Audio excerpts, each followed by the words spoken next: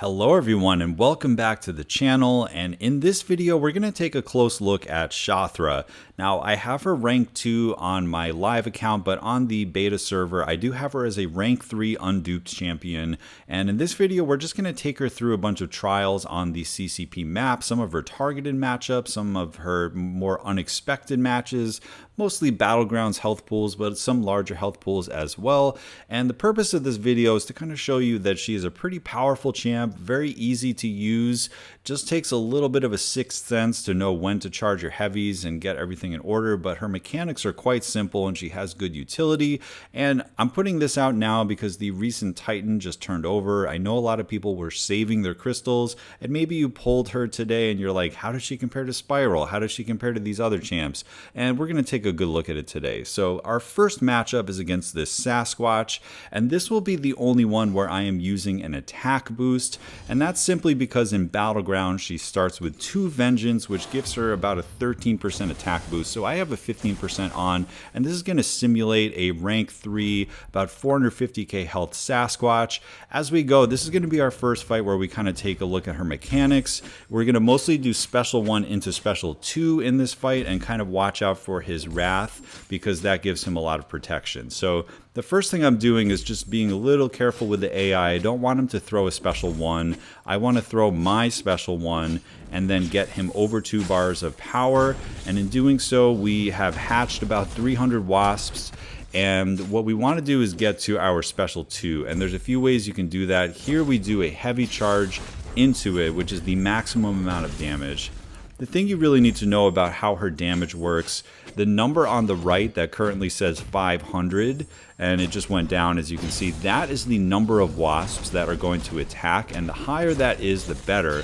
But at the same time, when you charge your heavy and kill the wasps, you are going to be putting these vulnerabilities on them, which also really increases the damage. So it's about balancing how high your wasp count is and how high your vulnerabilities are, and that's basically how you do the damage. So we're pretty close to getting him down. I'm going to throw one more Special 2, and that's going to eliminate this health pool in about 1 minute, which against a big Sasquatch like that is actually quite impressive, especially considering how much health she still has. So hopefully that was a little taster of Battlegrounds health pool. Like I said, for the rest of these matchups, we're not using boosting, so we do need to kind of consider that we are not going to hit as hard, but we're going to take a look at some utility against some Cosmics next. So one of her classic matchups is, of course, Maestro. And the main reason for that is because she has the Atrophy passive, which comes off of her Special 1, and then it continues to refresh anytime you throw either of your specials. So that's quite nice because it means you don't need to spam Special 1s for utility. You just need to throw one Special 1 to ramp a little bit, and then you're good to go. Now, looking at the health pool I have and that I don't have my Vengeance charges, for this one I'm deciding to do 2 Special 1s first, because that gives me my 500 wasps to use as currency for my power steal. That gets me all the way to a Special 2, and I still have 500 wasps, and I can do one more, and that's enough. So in this rotation, it was Special 1, Special 1, Special 2, Special 2.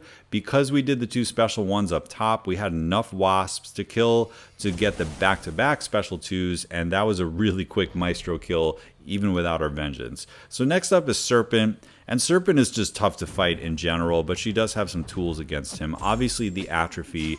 One of the other things she can do is end her combos with a light attack, which is going to nullify buffs. Now, nullify isn't really the best way to counter this guy in general, but it does come in handy every once in a while. And then additionally, just notice that the Atrophy is mostly going to come into play at the very end when we get the death immunity. So in this fight, I'm trying to do kind of the same thing, which is Special 1, Special 1, and then a couple Special 2s. But you see I do make a mistake midway through, and even with the mistake, we still get a pretty quick kill here. So at this point, I'm fully charged up, and it's time to do my Special 2s. That one, we did it pretty well. It could have been a little bit better. We only had 17 vulnerabilities, and we didn't connect the heavy. Right, if you connect the heavy first, it does a little bit more damage. That time I didn't get all the way to the Special 2, which is my big problem. I actually could have killed him if I was a little bit better with my power management and got all the way to the Special 2. But this one is going to kill him, and then watch that death immunity. it ticks away like nothing, barely regens at all, and we just combo him to death. So not a bad way to take a Serpent. You see 62% of it was those Astral Wasps, so that gets away from like his critical resistance and his armor. It's just direct energy damage against him, and that's pretty nice. Now next up is Gore. And one of the things I want to point out here is her ability that the Mystic Dispersion Mastery only has half the potency. And you might be like, wait a minute, that's a nerf, but no, it's not. You actually don't want to be gaining as much power as she could because she has access to this power steal when she charges the heavy. But if you have 5 out of 5 Mystic Dispersion, you are actually going to be getting more power steal. So you still do get a benefit, and in my opinion, it's an even better benefit than it would be. So we're seeing here the targeted Nullify, which is targeting our Mystic Dispersion, and it's just giving us so much power that this guy is going to go down in no time. He also has really good animations so that you can charge your heavy after he throws a special 1, which is helpful. It kind of feels like Tigra a little bit, where you just got to get your spacing, and depending on the matchups, you can have a great time like that. And in that one, we saw less than a minute. Now, next up, we're going to do some non-cosmic. So this guy right here is one of the most annoying defenders now after his buff. This is Sentinel. And the reason I'm picking this is kind of like Serpent, but without the help of having buffs and, you know, being a cosmic.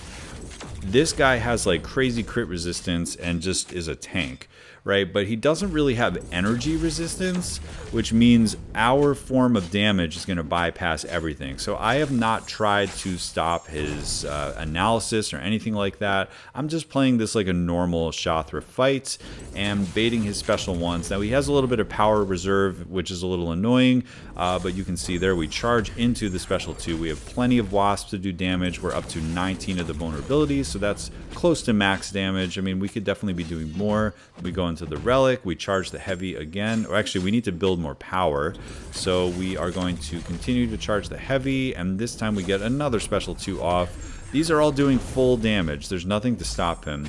Now watch this. He gets his cheeky little power gain that he gets at the end of his life. However, we power steal him when he's at red bars of power.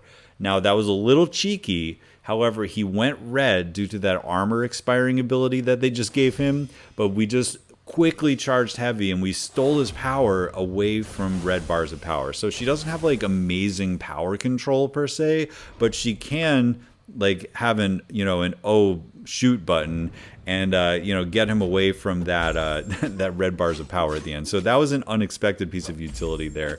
Now I'm just showing you Dr. Doom because again, Dr. Doom is one of the biggest tanks in the game. You do not crit against him. He has massive armor. He has massive block penetration. As the fight goes on, it just gets more annoying and annoying, but the dude does not have energy resistance. So we're seeing here, this is a 7-star Doom, right? So he's even worse than a 6-star Doom in terms of the stat focus, but we're kind of doing the same thing.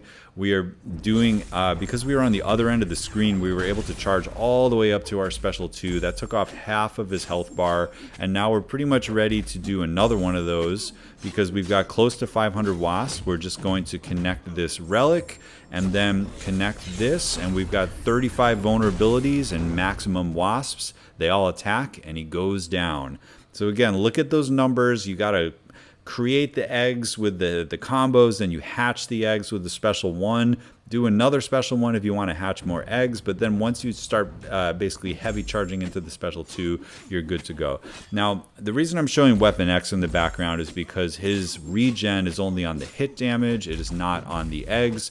So you're going to see this isn't a perfect fight, but you'll see that he is not able to regenerate any of the wasp damage, which is just nice. It's kind of like why some of those red damage champs, like, you know, Scorpion with his poisons, or, you know, I'm trying to think of some other ones that are really, like Absorbing Man happens to be really good because of all of his red damage. It's kind of the same thing here. It's all energy damage, and he's not going to be able to regenerate any of that.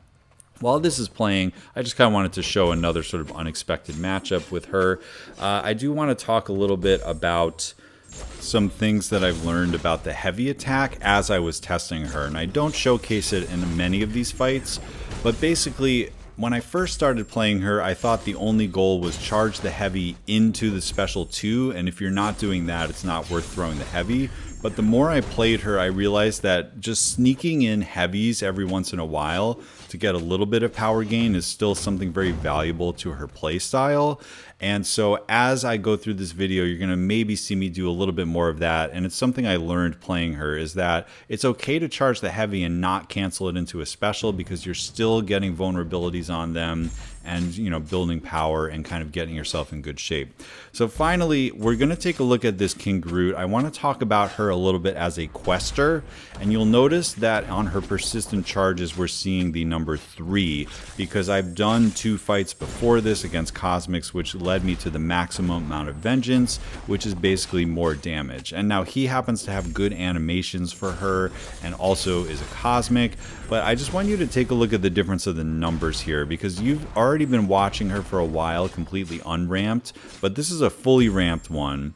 And I'm just noticing some things. When all these vulnerabilities are on them, my hit damage is also a lot higher, because vulnerability is also for physical vulnerability, which is, you know, my hits as well, just that. And so we're seeing some pretty massive crits.